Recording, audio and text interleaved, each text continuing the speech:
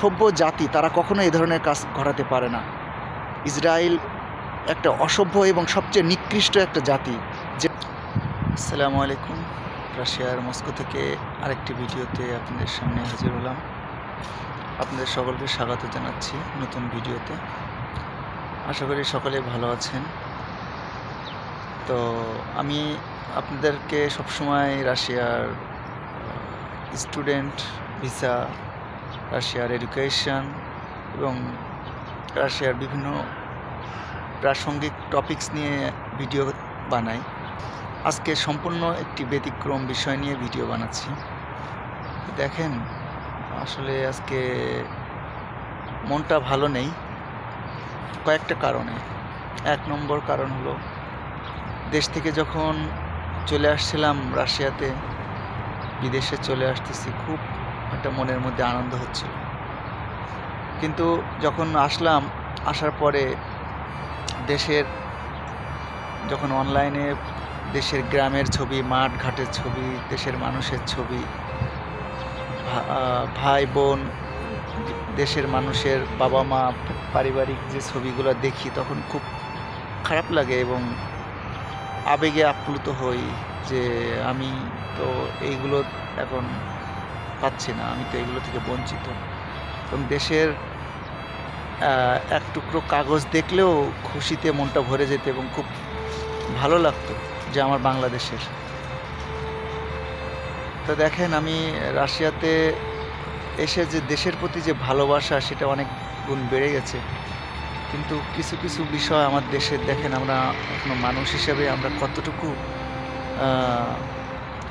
নিচু মন মানসিকতা। দেখেন, এই রমজান মাসেও যে আসিয়া নামে একটা মেয়ে, সে কিভাবে তার স্বজনের কাছ থেকে নির্যাতিত হলো, শারীরিকভাবে নির্যাতিত হলো। অতটুকু বাচ্চা, সে তো এখনও সাবালিকাও হয়নি, তারপরেও তাকে নির্যাতন করা হয়েছে। এরপরে আরও কতগুলো ঘটনা অনলাইনে দেখলাম, যেগুলো দেখে খুব মনটা খারাপ। আসলে দেখেন, আপনারা আসলে বুঝতে পারবেন না যে দেশের বাইরে না আসলে বোঝা যায় না দেশের ভালোবাসা কতটুকু, দেশকে আমরা কত ভালোবাসি। কারণ সে দেশটা যেমনই হোক, দেশের মানুষ যেমনই হোক, দেশের টান কখনো ভোলার নয়, এটা ভোলা যায় না।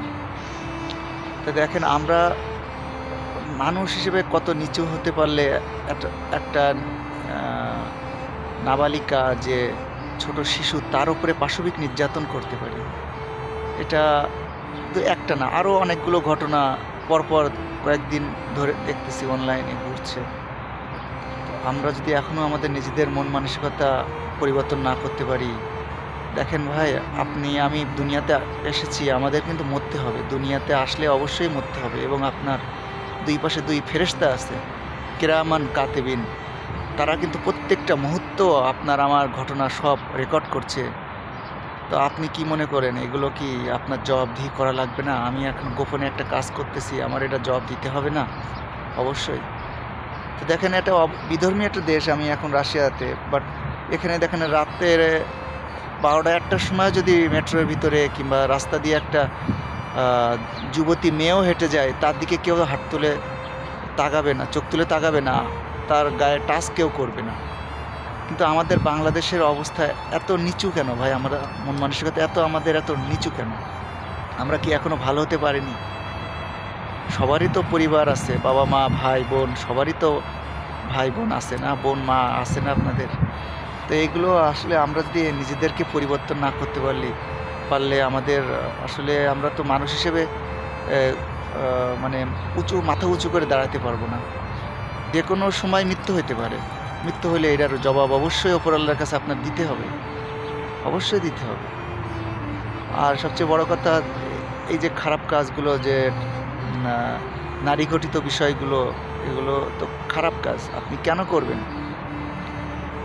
কোরআন হাদিসে পরিষ্কার করে দেওয়া আছে এগুলো হারাম, নাজায়েজ। এগুলো কাজ করা মানে আপনার জীবন জাহান্নামের পথে নিয়ে যাওয়া।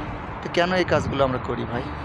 তো আসলে এই একটা বিষয়। আর একটা বিষয়, যে গাজাতে যে নিরীহ মুসলমান নরনারীদের উপরে যে নির্যাতন চলছে, এটা দেখে খুব কষ্ট পাচ্ছি ভাই আসলে।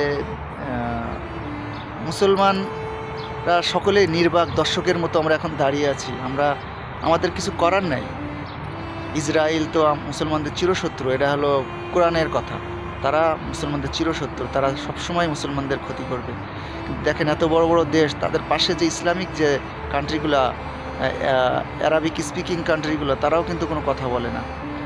তো আসেন ভাই, আসলে আমরাও তো দূরে থেকে আমরা কত কিছু করতে পারবো, কিন্তু যেটুকু আমি জানি যে মানুষকে যদি আমি কোনো খারাপ কাজ থেকে বিরত না রাখতে পারি, অন্তত তার মনের থেকে ঘৃণা অন্তত আমরা প্রকাশ করতে পারি। আমরা ঘৃণা করতেছি যে আল্লাহ যেন দুনিয়ার থেকে আমাদের ইসরায়েলের এই যে নিরীহ মানুষের উপর যে নির্যাতন, তারা ঈদের সময়, রমজান মাস সামনে ঈদ আসতেছে, এই সময় তাদের উপর যে অত্যাচার জুলুম করছে, এটা দেখে যে কোনো মুসলমান না, যে কোনো ধর্মের লোকই কষ্ট পাবে।